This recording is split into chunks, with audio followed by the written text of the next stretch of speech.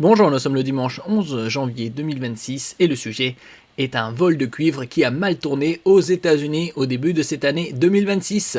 Il meurt électrocuté en volant des câbles de cuivre, 2500 personnes privées d'électricité. Un homme est décédé électrocuté dimanche 4 janvier 2026 à Pomona, États-Unis. Alors qu'il tentait de voler du cuivre dans un centre commercial en cours de démolition, le drame a provoqué une explosion et une coupure d'électricité touchant plusieurs milliers de foyers. N'oubliez pas de vous abonner pour plus de news nationales, européennes et internationales sur ce monde dans lequel nous vivons. On a vu précédemment les cours de cuivre s'envoler, comme ceux de l'or. Au cours de ces 10 dernières années, son cours a triplé, comme on peut le voir ici. Au plus bas, il était à 4330 et au plus haut à 13 269, donc plus que triplé. Le prix du cuivre ne cesse de flamber. En ce début d'année 2026, il a même atteint des records.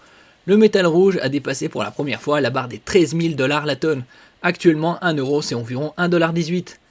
De quoi attirer les voleurs à la recherche d'un butin facile à revendre et potentiellement très lucratif, que ce soit de part ou d'autre de l'Atlantique. Mais voler du cuivre peut s'avérer extrêmement dangereux. En Californie, États-Unis, un sans-abri est décédé dimanche dernier. L'homme s'était aventuré dans un centre commercial en cours de démolition à Pomona. Aidez-nous! Des témoins ont déclaré avoir entendu une forte explosion vers 14 h avant que l'électricité ne soit coupée pendant plusieurs heures, rapporte CBS News. Un riverain s'est précipité sur les lieux et s'est retrouvé face à une femme.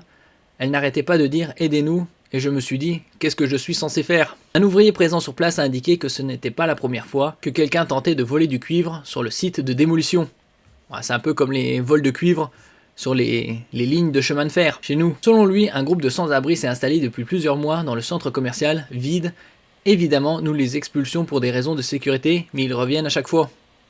Il y a beaucoup de sans-abri aux États-Unis, surtout avec la crise des subprimes. Il y a plus de 16 ans de ça. De l'électricité dans les câbles souterrains. Il précise qu'ils avaient été avertis des dangers liés à la manipulation des câbles électriques.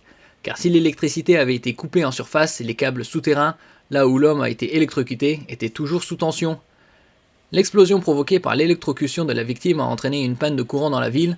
Pendant plusieurs heures, environ 2500 foyers ont été privés d'électricité.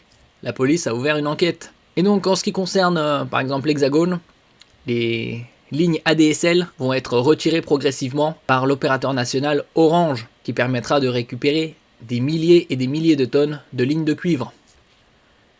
Merci pour votre écoute et à la prochaine.